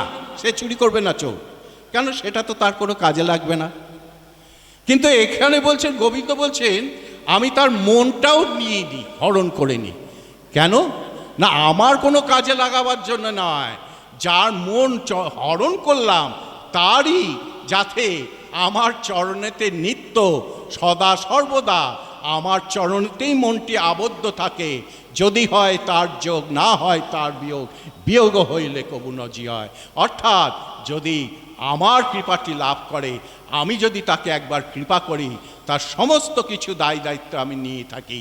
তাই আমার চরণে চিরদিনের তরে তার মনটা আবদ্ধ থাকুক, আমাকে যেন ভুলে না যায় এবং আমিও যেন তাকে না ভুলি। তাই সেই জন্য সাধু বাবা সেই ব্যবস্থা করে দিয়েছিলেন। আজ নিত্য আমাদের প্রত্যেকটা নবদ্বীপবাসীর প্রত্যেকের ঘরেতেই শ্রীবিগ্রহ কিছু না কিছু আছেন, যে এরই হোক না কেন। সনাতনী যখন আমরা প্রত্যেকের ঘরেতেই বিগ্রহ আছেন, চিত্তপট আছেন, কিন্তু আমাদের প্রত্যেকের কর্তব্য কি, যে শ্রীধাম সেই ধামেশ্বর মহাপ্রভু আজ বিষ্ণুপ্রিয়া দেবীর সেবিত বিগ্রহ, যে তাকে দর্শন করা এবং তাকে দর্শন করে এসেই আমার এই রাধা গোবিন্দকে দর্শন করা প্রত্যেকের কর্তব্য। তাই সেইটা যাতে হয়, সেই জন্যেই আজ সাধু বাবা এই গোবিন্দজির মন্দিরকে প্রতিষ্ঠা করেছিলেন। ওনার কাছে আমরা ধন্য।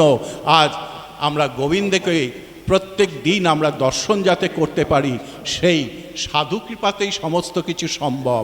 হ্যাঁ, যেহেতু তিনি মহৎ, মহৎ জগতে কে, তিনিই মহৎ, যিনি স্বার্থকে ত্যাগ করতে পেরেছেন। তার কি দরকার ছিল, তিনি তো নিজেই ঘরে বসে ভজন করতে পারতেন। বলে না, আপামর জনসাধারণ যাতে সেই ভজন করতে পারে, তার কৃপাটি লাভ করতে পারে, এই জন্যই এই গোবিন্দ মন্দির স্থাপিত হয়েছিল। তাই তার কাছে আমরা চিরঋণী। সেইটি আমরা যাতে প্রত্যেক দিন গোবিন্দ মন্দিরে আসতে পারি, দর্শন করি, হ্যাঁ শ্রীমদ্ভাগবত পাঠ শ্রবণ করতে পারি, সেই দিকে আজ কর্তৃপক্ষের দিকে তাকিয়ে আমরা রয়েছি। হ্যাঁ, তারা যেন সুষ্ঠুভাবে এই মন্দির পরিচালনা করেন। অদ্যাপিও এখনো পর্যন্ত সেই ধারাতে চলে আসছে। হ্যাঁ, বিশুদ্ধ সেই প্রেম ভক্তির যেভাবে প্রচার হওয়া উচিত সেইটি এইখান থেকে হয়। তাই সেই তাদের কাছে আমার বিনীত নিবেদন, তারা সেই দিকে লক্ষ্য রাখবেন। হ্যাঁ, সাধু বাবা যেরকম মহৎ ব্যক্তিদের, সাধুগুরু বৈষ্ণবের আজ মর্যাদা করতেন, সেইটি যাতে চিরদিনের যেন বজায় থাকে। আগামী দিনের যে আমাদের মহৎ পদবাচ্য যারা, হ্যাঁ সেই বৈষ্ণব পদবাচ্য যারা, তাদের সম্মানটি যাতে এই গোবিন্দ মন্দিরেতে চিরদিন থাকে, অভ্যর্থনা থাকে, সেইটি নিবেদন জানিয়ে আজকের মতো আমার বক্তব্য আমি সমাপন করছি। নিতাই গৌর সীতানাথ হরি হরি বল। আমি এগোই। তিনি ভজন এবং ভোজন দুটোকে সমান্তরাল দেখিয়েছেন। আমি দ্বিতীয়টা ভোজনটা ধরি, কারণ আমি একদম ভোজন বিলাসী। কেন বললাম? শাস্ত্রে বলেছেন কার কি প্রিয়, সেইখানে বলেছেন নমস্কার প্রিয় ভানু, জলধারা প্রিয় শিব। অর্থাৎ সূর্যদেব, তাকে নমস্কার করলেই তিনি সন্তুষ্ট, তিনি নমস্কার প্রিয়। আর জলধারা প্রিয় শিব, শিব মন্দিরে সারা বছর জলধারা দেওয়া হয়। উপচার প্রিয় বিষ্ণু, বিষ্ণু পূজায় বিবিধ উপচার প্রয়োজন। এবং শেষ কথাটা আমাদের জন্য খুব সুন্দর, ব্রাহ্মণ ভোজনপ্রিয়। অর্থাৎ সেই ভোজন, এখানে কিন্তু ওকারটা অবশ্যই আছে। তো আমি সেই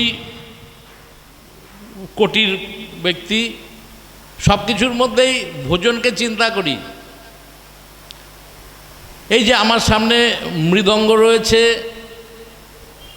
মৃদঙ্গ কীর্তনে বাজে, তা সেগুলো যখন বাজে তার যে শব্দ হয়, সেগুলোর মধ্যেও খাদ্য খাবার আমরা খুঁজে বেড়াই। বলবেন কীরকম? মৃদঙ্গ দুটো দিক, একটা দিক ছোট অংশ, একটা দিক বড় অংশ। তা ছোট দিক যখন বাজে, যারা বাজান সুন্দর বাজান, তা আমি সেখানে কীরকম শব্দ শুনি? ছোট অংশটা যখন বাজে তখন বলছে চিড়ে আন, চিড়ে আন। আর বড় দিকটা যখন বাজে সে বলছে দই কই, দই কই। আর ছোট যে করতালটা আছে সে খালি বলে মেকে চুকে খা, মেকে চুকে খা, মেকে চুকে খা। কিন্তু এটা তো আমার মতন ব্যক্তির কথা। শাস্ত্র কি বলছেন? তিনিও এ নিয়ে কিছু বলেছেন। তিনি বলছেন যে সাং শ্রীমৎ যশোদা সুত পদকমলে নাস্তি ভক্তির নরা নাং, যে শাম আভীর কন্যা প্রিয় গুণ কথনে নানুরক্তা চ জিহ্বা, যে সাং শ্রীকৃষ্ণ লীলা ললিত রসকথা সাদর নৈব কর্ণে। আমি 3 লাইন আগে বলে নিই, কারণ এর উত্তরটা শেষে আছে।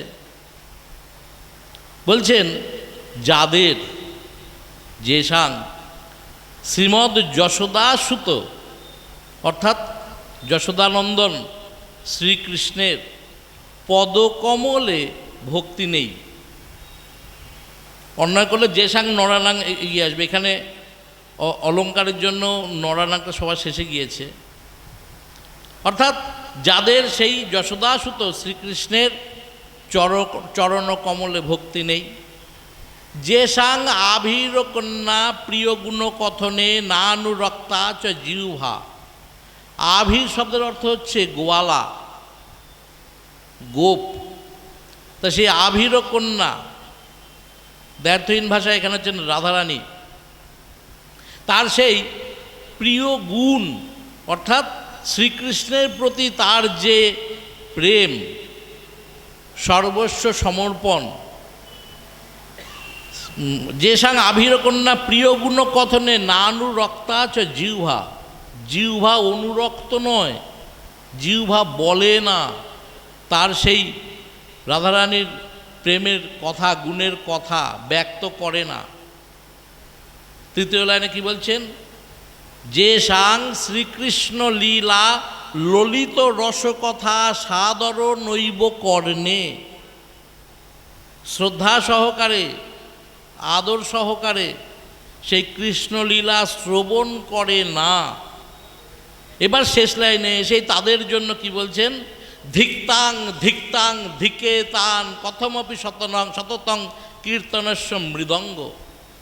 মৃদঙ্গ বাজে কি বলে? ধিক্তাং ধিক্তাং ধিক্তাং। তা তৎশব্দের বহুবচনে দ্বিতীয়া বিভক্তিতে হয় তান, ধিক তান, তাদেরকে ধিক, তাদেরকে ধিক, তাদেরকে ধিক। কাদেরকে?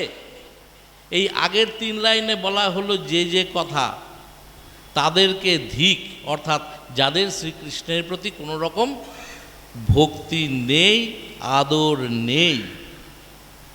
আমাদের আজকে সবার একদম পূর্ববর্তী বক্তা, প্রথম বক্তা, তিনি একটা কথা খুব ভালো বলেছেন, যে সেবার মধ্যে যেন সন্ত্রস্ত ভাব থাকে, তাহলেই সেবা প্রতিটা মুহূর্তে আরও উন্নত হবে, উৎকর্ষ লাভ করবে। তা এই ধিক্তাং, প্রতিটা মুহূর্তে যদি মৃদঙ্গের এই ধিক ভাবকে আমরা স্মরণ করি, তাহলে আমাদের হয়তো তার প্রতি অনুরাগ উত্তরোত্তর বৃদ্ধি পাবে। সকলের চরণে প্রণাম জানাই, সকলের মধ্যে শ্রীকৃষ্ণের প্রতি অনুরাগ বৃদ্ধি পাক। জয় নিতাই, জয় গৌর।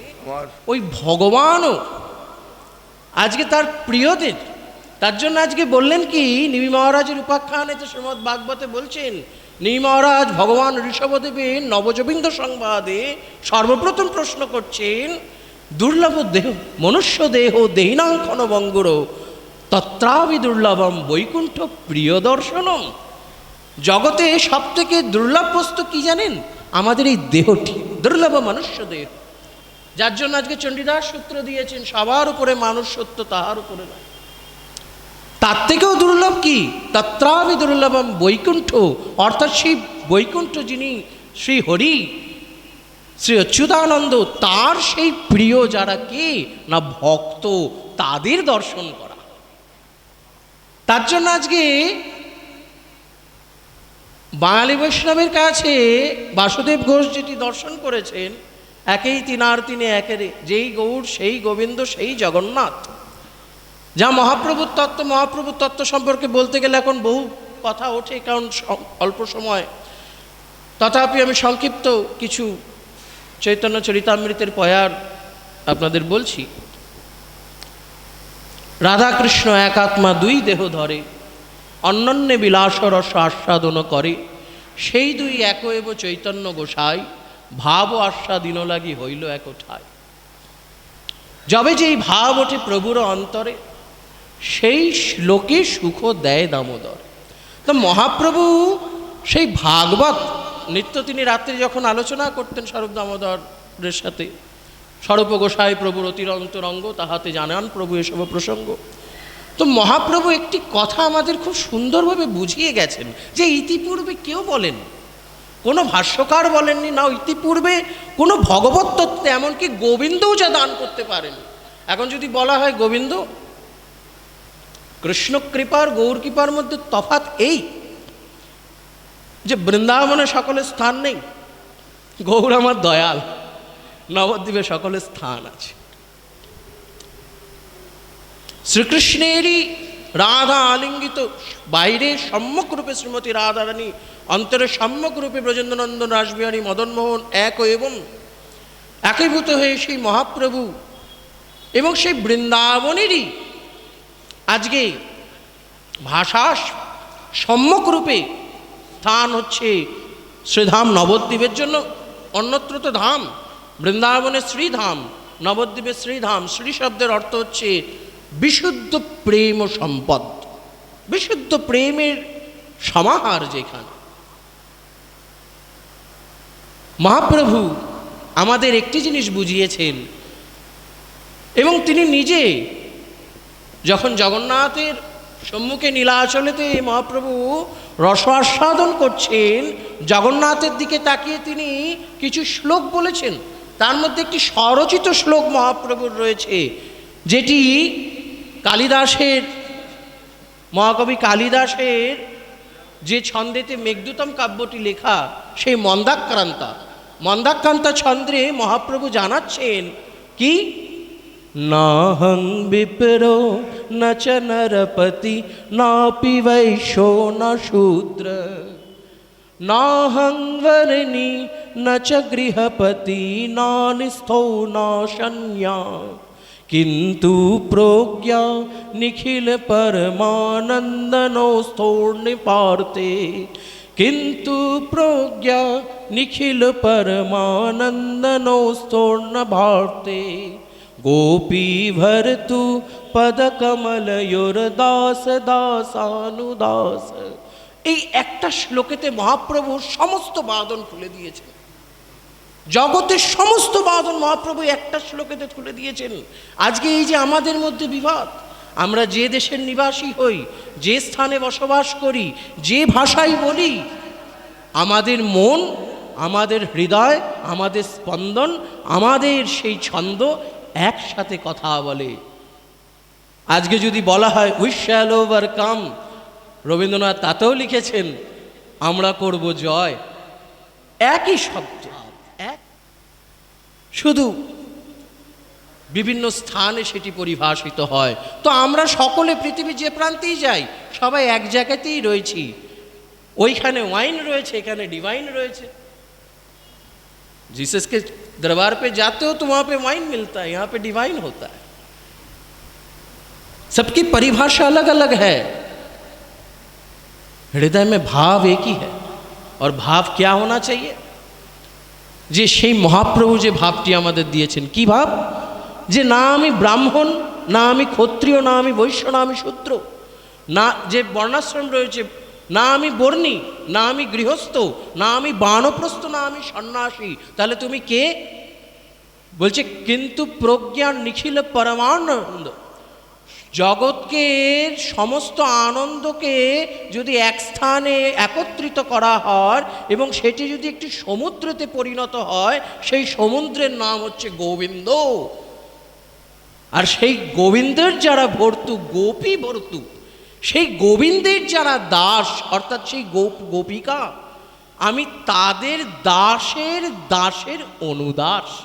যা নরোত্তম ঠাকুর মশাই পাদ আমাদের জানিয়েছেন, শ্রীকৃষ্ণ চৈতন্য প্রভু দাসের অনুদাস, সেবা বিলাস মাগে নরোত্তম দাস। তো সেই দাসেতে পরিণত হতে হবে।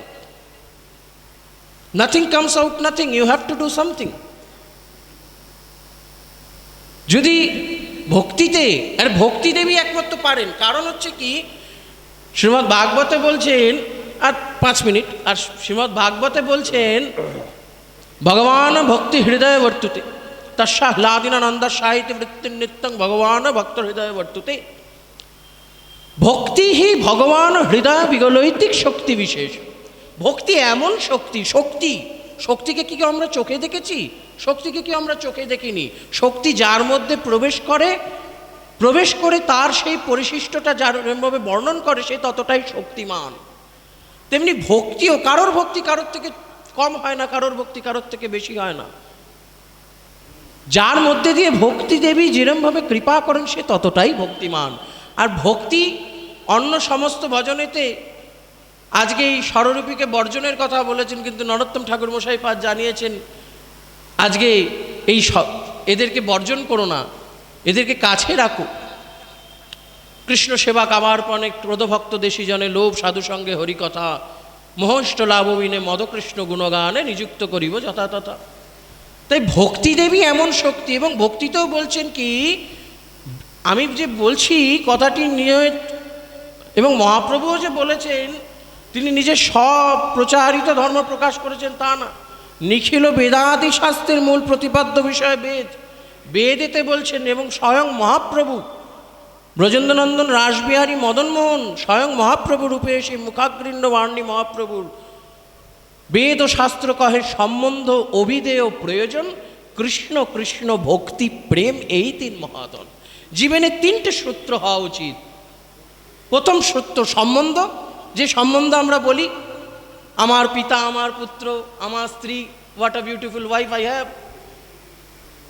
দেহ আছে তাই সম্বন্ধ আছে। আদ্য শঙ্করাচার্য বলছেন যে যে স্ত্রীর প্রতি তুমি কামনা করছো, নারী স্তনবয় নাবিনিবেশম মিথ্যা মায়া মোহাবেশম এতন মাসদ সাধি বিকার মনসে বিচারয় বারম বারম।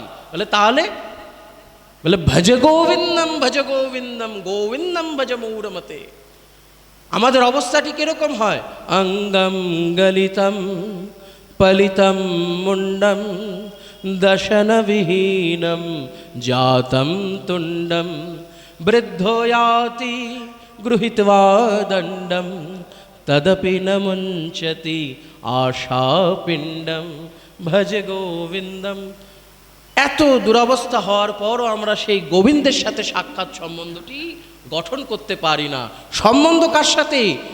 ইহ জগতে মহাপ্রভু সম্বন্ধ জানিয়ে দিয়েছেন সনাতন গোস্বামীপাদকে। প্রশ্নের উত্তরেতে বলছেন, কৃষ্ণ ভুলি জীব হয় অনাদি বহির্মুখ, তার লাগি মায়া তারে দেয় নানা দুঃখ। নিত্য কৃষ্ণ দাস জীব তাহে ভুলে গেল, তার লাগি মায়া তারে গলায় বাঁধিল। সম্বন্ধ জানিয়ে দিয়েছেন যে গোবিন্দের সাথেই প্রকৃত সম্বন্ধ। আর সম্বন্ধ স্থাপন করব কিসের মাধ্যমে? না ওই কৃষ্ণ প্রেমের দ্বারা নববিধা ভক্তিকে যজন যাজন অধ্যয়ন অধ্যাপনা করতে হবে, পূজা করতে হবে, নাম করতে হবে, তবেই গিয়ে সেটির আজকে ফলটি পাওয়া যাবে। কেউ যদি বলে পূজা করার কোনো ফল নেই, তার মানে সে বলতে চাইছে এক্সারসাইজের কোনো ফল নেই। ব্যায়ামের তো একটা নির্দিষ্ট ফল থাকে। যদি আমি ডেলি এক্সারসাইজ করি, দন বৈঠক দিই, সেটি তো আমার দেহেতে ক্রিয়া করবে। তেমনি সেই নববিধা ভক্তি যে কোনো একটি অঙ্গিকেও যদি যজন যাজন অধ্যয়ন করা হয়, সেটি অবশ্যই তোমার মধ্যে সেই কৃষ্ণ প্রেম তরঙ্গটি জাগাতে আজকে সচেতন হবেই। আর সর্বশেষে যখন সেই প্রেম বাড়ি বা ধারা বহিবে নয়নে, কখন হবে? যখন আজকে সেই দেহটি তোমার আজকে পুলক দিয়ে উঠবে, যেন মহাপ্রভুর হতো।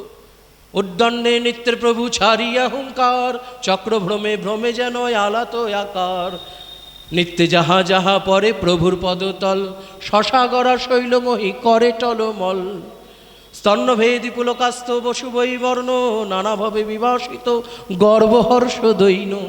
এই যে ভাব, এই ভাবাপ্রীত যখনই কোনো কর্মের সাথে ভাব মিশ্রিত হয়, সেই কর্মটি তখন কৃষ্ণানুকর্ম হয়ে যায়। আনুকূল্যে কৃষ্ণানুশীলন রূপ ভক্তির উত্তমাতে পরিণত হয়, তখনই সেই ফলটি লাভ করা যায়। আর তখনই হৃদয়তে আজকে সেই কৃষ্ণ চৈতন্য নিতাই গৌর, তখন আজকে সেই হৃদয়টি আর হৃদয় থাকে না, তখন সেই হৃদয়টি হয়ে যায় হৃদয় চৈতন্য।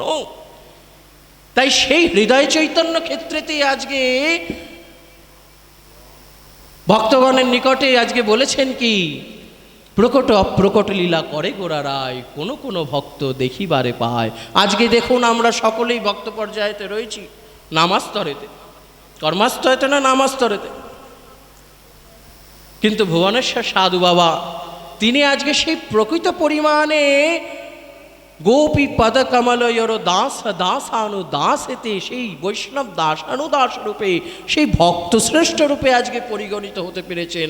যার জন্যই তো আজকে মহাপ্রভুর স্বপ্নাদেশেতে আজকে তাকে এই মন্দির স্থাপনের আজকে আদেশটি করেন। এবং মন্দিরেতে তিনি কখনো লক্ষ্য করবেন, এই মন্দিরের একটি বিশেষ বৈশিষ্ট্য রয়েছে। আমার অন্তিম সংবাদ এইটা, এটি মন্দিরের একটি বিশেষ বৈশিষ্ট্য কি, আমি অন্যত্র বহু জায়গায় ভ্রমণ করি শ্রীপাঠের সূত্রেতে। একমাত্র নবদ্বীপে, শ্রীরাম নবদ্বীপে গোবিন্দ মন্দিরই এমন একটি মন্দির যার সিংহদ্বারেতে লেখা রয়েছে শ্রী শ্রী শ্রী শ্রী শ্রী শ্রী গোবিন্দজিউ মন্দির। এই যে 6টি শ্রী, এই 6টি শ্রী শুধু অকস্মাৎ বসিত নয় বা শুধু লক্ষণাবসিত নয়, এটি আজকে পূর্ণ নিশ্চিতার্থে 6টি শ্রী আজকে নিশ্চিতার্থে কিসের জন্য না ভগবানের সেই সরৈশ্বর্য মাধুর্যপূর্ণ পরতত্ত্ব সেই গোবিন্দ জিউকে আজকে পরিপূর্ণ ভাগবতের সেই রসরাজ রূপকে বর্ণন করার জন্যই আজকে এটি দেয়া হয়েছে। তার জন্যই তো আজকে ভুবনের সাধু বাবা আজকে এমন একজন ব্যক্তিত্ব ইনি সাধারণ মনুষ্যরূপে জন্মগ্রহণ করেছেন কিন্তু নিজের অসীম কৃতিত্বের দ্বারা একজন বিচারধারা, একজন চেতনা হয়ে আমাদের সবার মাঝে বর্তমান রয়েছে। তাই চার চরণেতে আমার শতকোটি প্রণাম, সাধুগুরু বৈষ্ণব চরণ শতকোটি প্রণাম। আমরা সকলেই যাতে গোবিন্দ মন্দিরেতে প্রতিনিয়ত উপস্থিত থেকে তার সেই লক্ষণটিকে উপলক্ষ করে নিজ আত্মার কল্যাণ করতে পারি, সেইটি নিতাই গৌরচরণের সাধুগুরু বৈষ্ণব চরণে শ্রদ্ধেয় মহাত্মা গণেশ চরণে অভিলাষ জানিয়ে আমার সংক্ষিপ্ত বক্তব্য এখানে সমাপ্ত করছি। নিতাই গো সীতানাথ হরি হরি। আর আমাদের মনুষ্য জন্মের একটা সার্থকতা রয়েছে, নরতনু ভজনের মূল। এখন কি ভজন করব? আমাদের ভজনটি হচ্ছে গৌর গোবিন্দের ভজন, যেটা একটু আগে শুনলাম, ভজ গোবিন্দং ভজ গোবিন্দং ভজ গোবিন্দং মূরমতে। গোবিন্দ ভজন করতে হবে। মা বিষ্ণুপ্রিয়া ঠাকুরানী বললেন, ভজ গৌরাঙ্গ কহ গৌরাঙ্গ লহ গৌরাঙ্গের নাম রে, যে জন গৌরাঙ্গ ভজে সে হয় আমার প্রাণ রে। আমার প্রাণ নিতাই বললেন, দয়াল ঠাকুর নিতাই চাঁদ বললেন, অক্রোধ পরমানন্দ নিত্যানন্দ রায়, অভিমান শূন্য নিতাই নগরে বেড়ায়। নিতাই যারে দেখে তারে কয় দন্তে তৃণধরি, আমারে কিনিয়া লহ বল গৌর হরি। আমার নিতাই চাঁদ বলেছেন। এবং গৌরীয় মহাজন বললেন, যদি গৌর না হইতো কেমনে ধরিতাম দে, রাধারা মহিমা প্রেম রস সীমা জগতে জানাই তোকে। এই যে আজ সারা বিশ্বে যুগল ভজন, এটার বড় অবদান আমার গৌর হরির।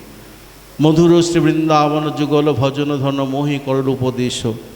এই যে বৃন্দাবন এবং যুগল ভজন, মহাপ্রভু এই যে তিনটে পদ দেখালেন এবং যার উপকারিতা তুলনাহীন।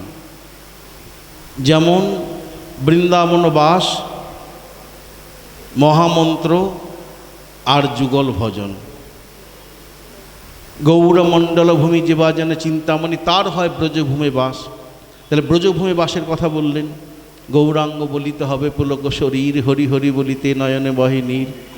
আহার কবে নিতাই চাঁদ করুণা করিবে, সংসার বাসনা মোর কবে তুচ্ছ হবে। বিষয় ছাড়িয়া কবে শুদ্ধ হবে মন, কবে হাম হেরব শ্রী মধুর বৃন্দাবন। বলে দিয়েছেন।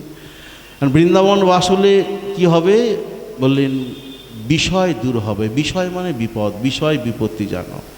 আর মহামন্ত্রের কথা আর কি বলবো, হ্যাঁ, আপনি শ্রীপ্রভু করেন উপদেশ, কৃষ্ণ নাম মহামন্ত্র শুনহ বিশেষ। এটা স্পিড বেড়ে যাচ্ছে। হ্যাঁ, হরে কৃষ্ণ কৃষ্ণ কৃষ্ণ হরে হরে, হরে রাম রাম রাম হরে হরে। ইহাতেই সর্বসিদ্ধি হইবে সবাকার, সর্বক্ষণ বলইতে বিধি নাহি আর।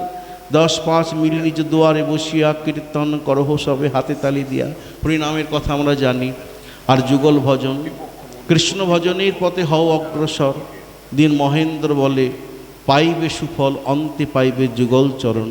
হরে কৃষ্ণ নাম জপয় বিনাম, যতদিন দেহেতে আছে গোপরাণ। হ্যাঁ, রাধা কৃষ্ণ প্রাণমোর যুগল কিশোর, জীবনে মরণে গতি আর নাহি মোর। কালিন্দির কুলে কেলি কদম্বিরি বন, রতন বেদির উপর বসাব দুজন। শ্যাম গৌরীর অঙ্গে দেব চোয়া, চন্দনেরই গন্ধ, চামর ঢুলাবো হেরিমুখ চন্দ। এই যে সুন্দর সুন্দর পয়ার, অর্থাৎ আমাদের যুগল ভজন, এই সব প্রভু শিখিয়েছেন এবং বলে গেছেন। তাই ভজ গোবিন্দ কহ গোবিন্দ লহ গোবিন্দের নাম রে, যে জন গোবিন্দ ভজে সে হয় আমার প্রাণ রে। মহাপ্রভু বলেছেন আমাদের গৌর গোবিন্দের। এবং গোবিন্দ ভজন তো যুগল ভজন করতেই হবে, এটা বলি বিশ্রাম। নরোত্তম দাস ঠাকুর বললেন, অন্য অভিলাষ চারি জ্ঞান কর্ম পরিহরি, কায় মনে লহরে স্মরণ। ঋষিকে গোবিন্দ সেবা না পুজিবি দেবী দেবা, এই ভক্তি পরম কারণ। এটা আমাদের নিষ্ঠা, এটা আমাদের গোঁড়ামি নয়। এক অঙ্গ সাধে কেহ সাধে বহু অঙ্গ, নিষ্ঠা হইল উপজায় প্রেমের তরঙ্গ। যথা হনুমান, প্রেম ভক্তি চন্দ্রিকায় বললেন, হনুমানের যেমন রামচন্দ্রের নিষ্ঠা ছিল, শ্রীনাথে জানকী নাথে চা ভেদ পরমাত্মনে, তথাপি মম সর্বস্ব রামচন্দ্র কমললোচনে। সনাতন গোস্বামীপাদ বলেছিলেন, হনুমান যখন এসেছেন এই কথা বলেছেন। তেমনি আমরা সব দেবী দেবীকে মর্যাদা দেবো। সবসে রসি সবসে বসি সবসে কিজিয়ে কাম, হাজি হাজি করতে রহে মন রহে নিজ ঠাম। কিন্তু আমাদের প্রাণ আমাদের গোবিন্দ, ধর্মমর নিত্যানন্দ প্রতিমরে গৌরচন্দ্র, প্রাণমর যুগল কিশোর, এই আমাদের ভজন। এই ভজনকে নিয়ে আমাদের এগোবো। এইখানেই আমার বক্তব্য বিশ্রাম রাখছি। নিতাই গৌর সীতানাথ প্রেমানন্দে হরি হরি বল। জয় গৌর। আর আমরা কলিজীব সকলে মহাপ্রভু নিত্যানন্দের করুণায়, সাধু বাবার করুণায় নিশ্চয়ই উদ্ধার পাব, এই বিষয়ে কোনো সংশয় নাই। জয় গৌর হরি, জয় গৌর গোবিন্দ ভক্তবৃন্দ। সকলকে ধন্যবাদ জানিয়ে সকলের এই উপস্থিত হওয়াকে আমি আন্তরিকভাবে শ্রদ্ধা জানিয়ে আমার সভার সমাপ্তি মন্দির কর্তৃপক্ষের অনুমতি নিয়ে ঘোষণা করলাম। জয় গোবিন্দ, জয় রাধারানী, জয় সবাইকে জয় সময় দেওয়া যায়নি।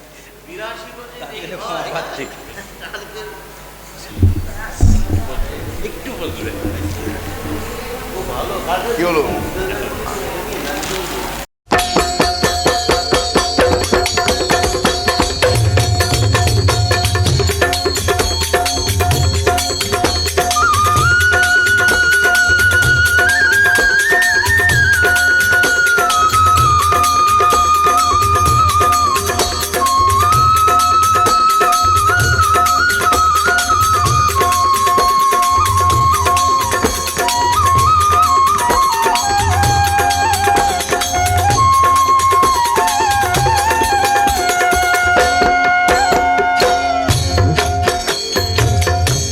आरती कुंज बिहारी की, श्री गिरिधर कृष्ण मुरारी की। आरती कुंज बिहारी की, श्री गिरिधर कृष्ण मुरारी की। आरती कुंज बिहारी की, श्री गिरिधर कृष्ण मुरारी की। आरती कुंज बिहारी की, श्री गिरिधर कृष्ण मुरारी की। गले में बैजंती माला, बजावे मुरली मधुर बाला। श्रवण में कुंडल झलकाला, नंद के आनंद नंद लाला। गगन सम अंग कांति काली, राधिका चमक रही आली। लतन में ठाढ़े बनमाली, भ्रमर सी अलक कस्तूरी तिलक। चंद्र सी झलक ललित छवि श्यामा प्यारी की, श्री गिरिधर कृष्ण मुरारी की। आरती कुंज बिहारी की, श्री गिरिधर कृष्ण मुरारी की। आरती कुंज बिहारी की, श्री गिरिधर कृष्ण मुरारी की। कनकमय मोर मुकुट बिलसे, देवता दर्शन को तरसे। गगन सो सुमन राशि बरसे, बजे मुरचंग मधुर मृदंग। ग्वालिनी संग अतुल रति गोप कुमारी की, श्री गिरिधर कृष्ण मुरारी की। आरती कुंज बिहारी की, श्री गिरिधर कृष्ण मुरारी की। आरती कुंज बिहारी की, श्री गिरिधर कृष्ण मुरारी की। जहाँ ते प्रगट भई गंगा, सकल मलहारिणी श्री गंगा। स्मरण ते होत मोह भंगा, बसी सी वसीस जटा के बीच। हरे अघ कीच चरण छवि श्री बनवारी की, श्री गिरिधर कृष्ण मुरारी की। आरती कुंज बिहारी की, श्री गिरिधर कृष्ण मुरारी की। आरती कुंज बिहारी की, श्री गिरिधर कृष्ण मुरारी की। चमकती उज्ज्वल तट रेणु, बज रही वृंदावन वेणु। चहूं दिसि गोपी ग्वाल धेनु, हसत मृदु मंद चांदनी चंद। कटत भव फंद टेर सुनु दीन दुखारी की, श्री गिरिधर कृष्ण मुरारी की। आरती कुंज बिहारी की, श्री गिरिधर कृष्ण मुरारी की। आरती